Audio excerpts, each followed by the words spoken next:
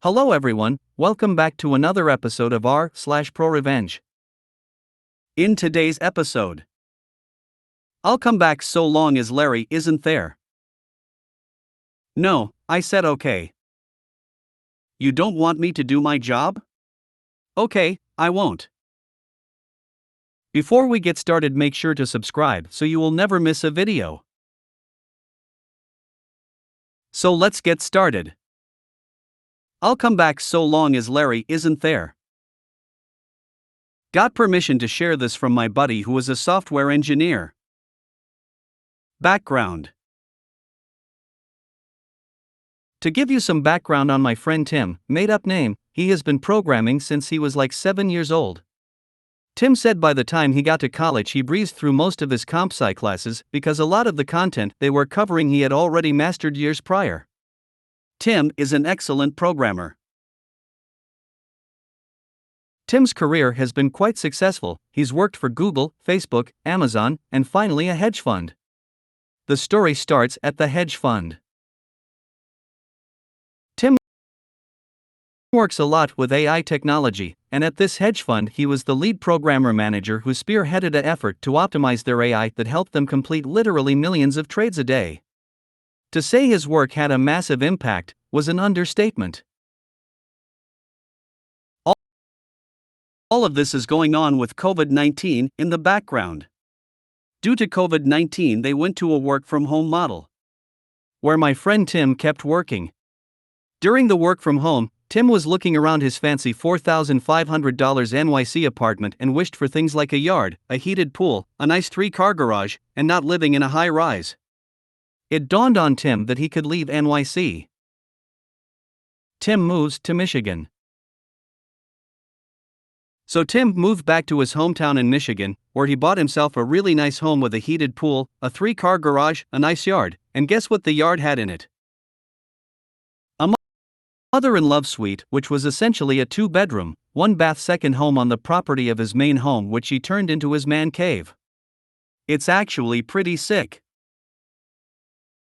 Oh yeah, and his mortgage payment was far less than his $4.5K a month rent. Like half.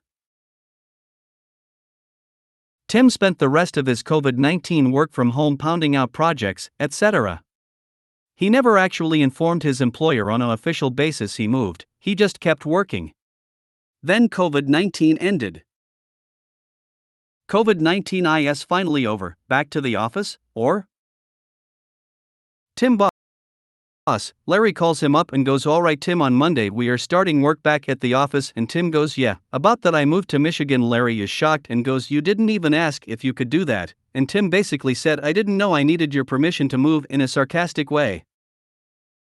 Larry insists that Tim needs to move back to NYC, or he won't have a place on the team.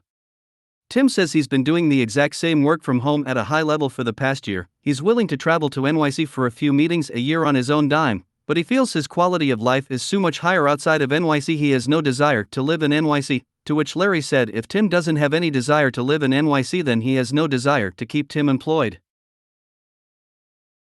Now dear Reddit, what do you think a talented senior programmer with over a decade of experience, who specializes in AI technology, is going to say to a response like that? If you're thinking he quit, you'd be absolutely right, he quit. Maintaining complex code can be hard. Now, anyone that has done any programming knows that sometimes the best person to maintain the code is the person who wrote the code. There's logic, there's thought processes, there's so much that goes into programming that can be so individualistic it can be hard for someone to take over a codebase they didn't write. John, CEO, enters the picture. 6 weeks goes by when John calls Tim. John is the CEO of the hedge fund.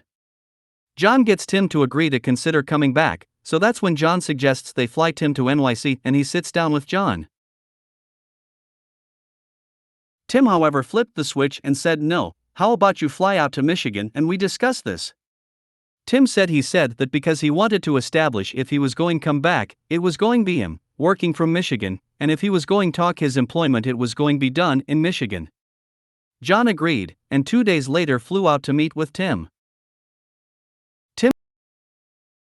sits down and John says they really need him, because he provided a lot of value to the organization and the programming team is struggling. John offers Tim the opportunity to come back with a 20% pay cut, since he won't be living in NYC, and John called that a cost of living adjustment. To which John said, "No, I want a 15% raise above what I was earning." John sits back and responds, "The reason we pay what we pay is because we ask you to live in NYC and we understand that's an expensive city to live in." To which Tim says, "You pay what you pay, and you pay it because I am worth it. If I wasn't worth what you pay, you wouldn't be paying me. Now my first condition is, if you want me back, it'll be a 15% raise." John goes, "And second?" "The second condition is I'll come back so long as Larry isn't there." John sighs, "You're asking for too much." To which Tim goes, "You don't need to bring me back if you don't want to. I'll be fine elsewhere." John goes, "I'll talk to the partners." Tim says, "My offer is good till Friday." John goes, "What do you mean?" Tim says, "Next Monday is when I'm going to start looking for work. This offer is good until Friday." It was Tuesday. John leaves. That Thursday the phone rings. It's John. In conclusion, Tim, we are transferring Larry to a different fund. He won't be working with you anymore and we are fine with giving you a 15% raise. Can we send you an offer letter for you to sign? Tim said, "Of course." "And Larry is really gone?" John goes, "Yes, you will never need to interact with Larry ever again." That was at the start of this year. Tim hasn't been in NYC, hasn't heard from Larry, hasn't seen Larry on any communications, etc. "No," I said, "okay." A few years ago, I was moving my business to a new location that needed 6 months to be built out. I informed our current alarm company a few months before the move that we'd be moving services, which for whatever reason they couldn't do. I had to open a new site on the account and then I could close the old one after the move. Sure, that's fine. They got all the details and sold me the newer system that would be connected to the internet so I could monitor it from my phone. Sounds great.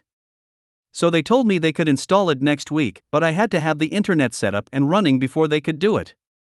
I informed them the phone's lines and internet would not be installed until later, as I didn't want to pay for services we were not using, and I would let them know when that was installed so they could come out for their install. Everything satisfied, the call was complete. A few days later, I started getting weekly phone calls from their installers telling me they were on their way to the new site to do the install. To which I had to go through the explanation of the internet won't be installed until later and that I would call them and let them know when that was done. Each time they say, "Oh, okay. Sounds good, we'll wait to hear from you." But then the following week, it would repeat again. On the 6th week, I got the same weekly call from the alarm company installer. "Hi, this is Jim, just letting you know we'll be at your site in about 30 minutes to do the install." So this time I said okay. We hung up and I went back to work, which was happening at our current location. No workers or work was happening at the new site on this day. About 30 minutes later, I got a call from Jim saying the doors are locked and nobody is answering. I said, "I know, nobody is there today and the internet won't be installed until next month anyway." At this point, he starts getting agitated with me and asked why I scheduled an install for today and why I told him I'd be there when he called. I explained, "I didn't. You said you'd be there in 30 minutes. I said okay." Amazingly, the call stopped and I called them a couple weeks before the move and they came out and installed just fine. You don't want me to do my job? Okay, I won't.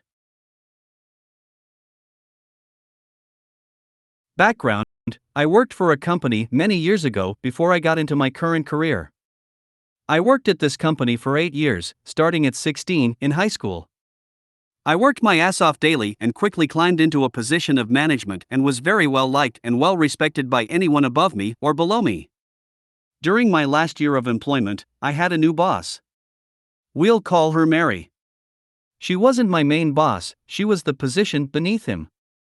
Her and I got along really well, but there were many instances of her stepping on my toes. One of my main duties that was exclusively my responsibility was maintaining the sales floor. I communicated with vendors and with buyers. I kept track of all product being distributed to our store and planned accordingly. I planned all creative, might I add, displays in the store and maintained them, ordered all needed products for displays, and handled all holiday distributions/displays/orders, etc. October rolls around and I start developing my holiday plan. Mary keeps a close eye on my plans and asks lots of questions, but she doesn't get in my way. Thanksgiving is over and we're halfway done. My plan was a success so far and I am on track with the amount of product I've been bringing in / the amount of product left on the sales floor based on previous year's numbers and how much we're projected to sell of everything. It's a couple weeks until Christmas and I'm in the middle of pulling last year's numbers to start my big Christmas order. Mary comes in and sees what I'm doing and says, "Opie, don't worry about that, I'm going to have Amy write the order." I'm immediately confused and annoyed and ask her why she thinks it's a good idea to have Amy, the store receiver, write the order when I am the person who has been doing it the entire time and has been working all the product and I know what's been moving and what hasn't. She gives me a BS answer, something like "You've been doing so much and I just want to take some of the stress off of you." Instead of explaining to her that this move will, in fact, increase my stress exponentially, I just close out my tabs on the computer and smile and say, "Okay then, thanks." Amy writes the order and after we get it in, I can tell by looking at the pallets that it's going to be a sh*t show. For example, way too much of random product we don't need and aren't going to sell through until next holiday season, at least. Also not nearly enough of our fast movers and not enough to maintain current displays. Here comes my malicious compliance. Instead of breaking down these pallets into the designated area of the backroom in an organized and intentional manner, like I have done with all of my previous orders every single year, I just leave it on the pallets, wrapped in shrink wrap. The product stays like that for days and I continue to ignore it. Eventually someone, maybe Amy? Doubt it though, breaks it all down and there's stuff all over the place and you can't find anything you need without moving stuff around. Next, I allowed all of my holiday displays to go to shit. Normally, I would have ordered to maintain them, but new Mary wants to give me a break, so I let them burn. Mary and our big boss take note of this and scramble to figure things out themselves. Next, we're completely out of essentials that Amy didn't order enough of and now it's too late and too close to the holiday for the warehouse to send us any more. Mary and Big Boss are dealing with angry customers who are taking their business elsewhere. Finally, the holidays are over and our backroom is full of stuff that is going to stay back here for quite a long time. All stuff left over from Amy's shitty order. Am I going to palletize and inventory and periodically work all that product? Nope, smiley face cause Mary thinks I need a break. Edit. Since I didn't make it clear enough, based on the first comment I got, this was malicious compliance because I continued to do the rest of my normal job duties with 100% effort like always. I simply passed on the holiday duties to whoever else because that is what Mary wanted. Mary had a history of stepping on my toes and going over my head and making decisions on my behalf, and her telling me she wanted to take some of my stress away was her telling me, "I don't want you to do this very important task, so I'm going to have someone else do it who I think is more qualified." Edit. Forgot to include fallout. Amy just got thrown into a situation she couldn't handle.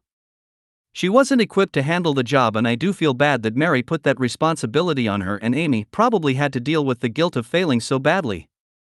Mary, on the other hand, was chewed out, once, as far as I know, by supervision when they paid a visit to the store and noted the horrible displays and empty shelves on holiday cooking essentials. That and lots of complaints from customers too. I tried not to rub it in her face, but I'll admit I let a few "I would have done it this way" comments slip. If you made it to the end of the video, thanks for watching. Don't forget to like, subscribe and share, and we will see you in the next video.